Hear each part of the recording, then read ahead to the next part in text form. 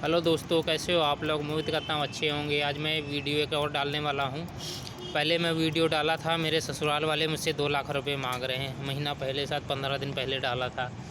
अब फिर से मई में शादी थी इसके भाई की, मेरी घरवाली के भाई की, तो मुझे भी जाना था, उसने भी जाना था। मगर जब इंसान को जान से मारने की धमकी दे रहे हैं, जब मेरी जनानी उन अपने माँ बाप के साथ मिली हुई है कि अब की आएगा तो इसको जान से मार देंगे या तो मुझे पैसा दे तो इसको मरवा देंगे, तो मैं क्यों जाऊं उनके घर। मैं बिल्कुल नहीं गया, ना ही मेरे घर का कोई गया है। 28 तारीख को शादी है मगर हम लोग गए नहीं, क्योंकि मुझे भी आज अपनी जान का ख़तरा है। क्या पता कि मेरे साथ क्या ये लोग खाने में मिला दें, कुछ भी कर दें। आज लाइट भी आजकल चल रही भाई, करंट लगा के मार देते हैं। लो जी, मर गया बंदा, तार लगा रहा था, करंट लग गया, मर गया। कौन उसकी जिम्मेदारी लेगा। इसलिए कहता हूँ, अगर मेरे साथ कोई हादसा होता है तो मेरी मौत के ज़िम्मेदार मेरे ससुराल वाले होंगे और कोई नहीं। क्योंकि मुझसे हमेशा यही डिमांड रखते हैं कि हम फैसला कर लेंगे, मुझे 2 लाख रुपए दे दो। अब बंदा 10-12 हज़ार की नौकरी करने वाला 2 लाख रुपए कहाँ से दे दे। या अपने माँ बाप को दे, या किराया भाड़ा दे, खर्चा करे, या इन लोगों के लिए इकट्ठा करे। मेरी कुछ समझ नहीं आता, मैं करूँ तो अब क्या करूँ। क्योंकि वो मेरी घरवाली भी अपने माँ बाप के साथ मिली हुई है कि वो इन लोगों ने धंधा ही बना के रखा हुआ है कि शादी करो, 2-4 साल महीने बाद चलो जी फैसला कर लो।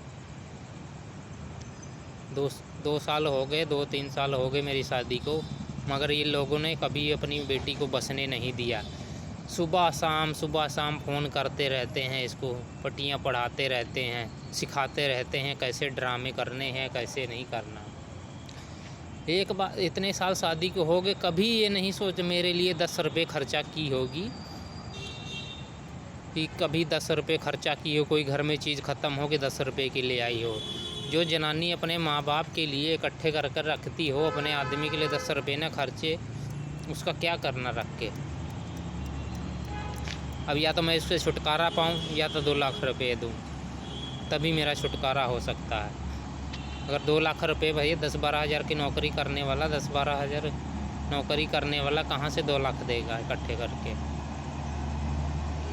और भी तो बंदे के खर्चे होते हैं। अब 28 तारीख को शादी है। फ़ोन किया था किसी और से, मुझे पता लगा किसके माँ बाप कह रहे हैं कि शादी के बाद आके फ़ैसला कर लो, जो मुझे मेरा है मेरा दे दो, अपना अपना ले लो। अरे जब मेरे पैसे इतने सालों से कम से कम 60-70 हज़ार रुपये इकट्ठा कर चुकी है, अपने घरे जमा कर चुकी है, बस यहाँ 10-10 रुपये इकट्ठे करके जाके बंद करा लेती है, 1000-500 करा लेती है, इकट्ठे करते ही चलो जी जमा कराओ अपने घरे। जब इसके माँ बाप को बोलो तो कहती है अपने खाते में जमा करती है।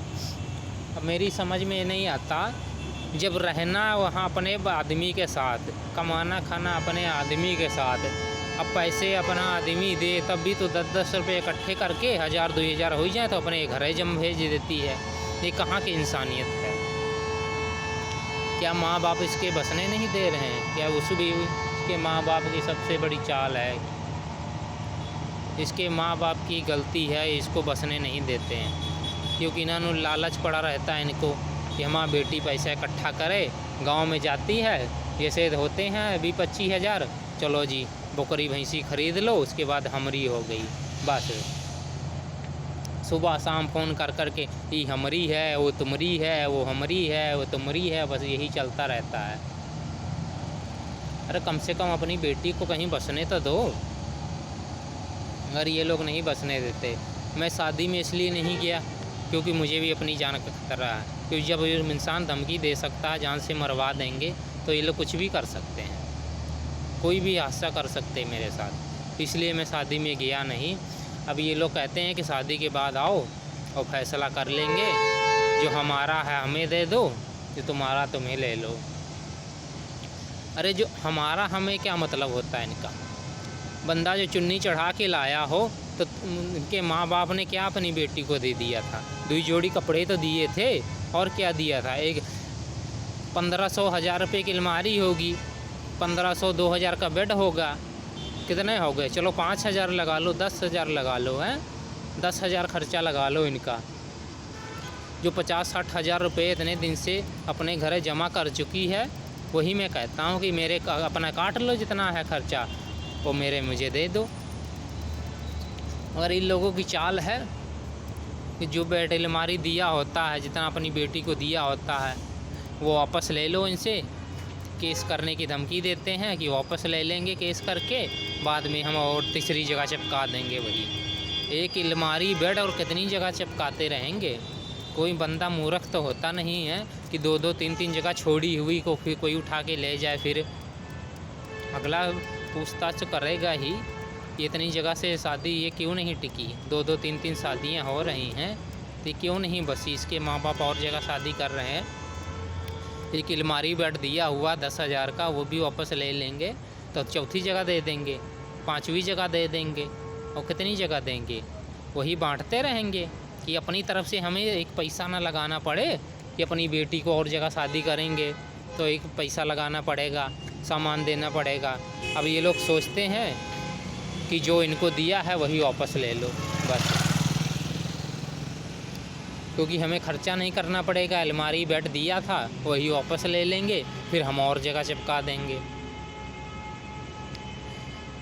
ये हाल इन्होंने बना रखा। अब मुझे जान से मारने की धमकी देते थे, या तो 2 लाख रुपये दो तो हम राजीनामा कर लेते हैं, गांव में ही अपने बंदे बुला करके, अपने घर के सारे बुला के फैसला कर लेंगे, तुम हमें पैसे दे दो, कोर्ट कचहरी नहीं जाना पड़ेगा। अगर मैं नहीं देता हूँ तो जाके ये लोग कोर्ट कचहरी केस करेंगे तो वहाँ से ले लेंगे। मगर मेरे पास सारे सबूत हैं इनके ख़िलाफ़। इनकी बेटी क्या करती है, कहाँ कहाँ चोरियाँ करती है, कैसे कैसे पैसे इकट्ठे होते हैं, सारा कुछ मेरे पास है। और सब कुछ इन्हें पता है, मगर इन लोगों को ना समझ नहीं आती। जब ऊपर वाले की इनको मार पड़ेगी ना, तभी इनको अक्ल आएगी। ऐसे नहीं आती इंसान को। इनकी लोगों ने, माँ बाप ने धंधा बना रखा है अपनी बेटी का कि आज यहाँ करो, कल वहाँ करो, परसों कहीं और करो। जो सामान दिया 2-3 हज़ार का, 10-12 हज़ार का, वही इकट्ठा करके वापस ले लो, फिर दे दो, फिर वापस ले लो, फिर दे दो। यही धंधा है इन लोगों का।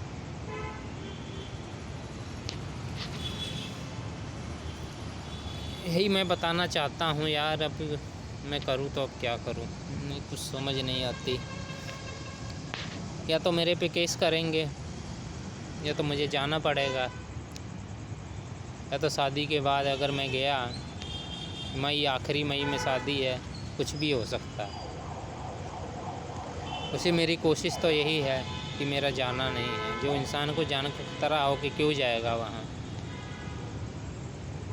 तो जान से मारने की धमकी दे सकते हैं, तो कुछ भी वो लोग कर सकते हैं। इसलिए मैं चलो वीडियो यहीं ख़त्म करता हूँ। अगली वीडियो डालूँगा, देख के आगे वहाँ से क्या होता है। मैं इतना ये कहना चाहता हूँ यार कि मुझे जान से मारने की धमकी देते हैं या 2 लाख रुपये मांग रहे हैं फैसला करने को। अगर मुझे कुछ होता है, मेरी मौत के ज़िम्मेदार मेरे ससुराल वाले होंगे। मेरे ससुराल वाले वहाँ रहे उन्नाव ज़िला टिकरा गांव के हैं। उन्नाव ज़िले के पास ही बस से जाओ, थोड़ी दूर पड़ता है, कम से कम लगेगा 10-15 मिनट का शायद रास्ता होगा। वहाँ टिकरा गांव है, वहाँ के रहने वाले हैं। उनकी मैं शायद अगली वीडियो में उनकी फ़ोटो भी डालूँगा, एक एक चीज़ उनकी डिटेल बताऊँगा। अब यही एक रास्ता है और कोई नहीं मुझे समझ आता, क्योंकि मेरा साथ देने वाला इस समय कोई नहीं है। बंदा शादी करता है अपनी जनानी पे भरोसा, जब जनानी धोखेबाज निकल जाए, वही जान से मारवाने के प्लान बनाए, तो बंदा क्या करे। कोई हल नहीं इसका। अब ये रास्ता यही है कि मैं उनके घर जाऊंगा ही नहीं। अपना शादी कराना ही है, कहीं भी करा दें, मुझे कोई उनसे मतलब नहीं। चलो वीडियो ख़त्म करता हूँ। अगली वीडियो में अगली बार डालूँगा, देखते हैं क्या होता है।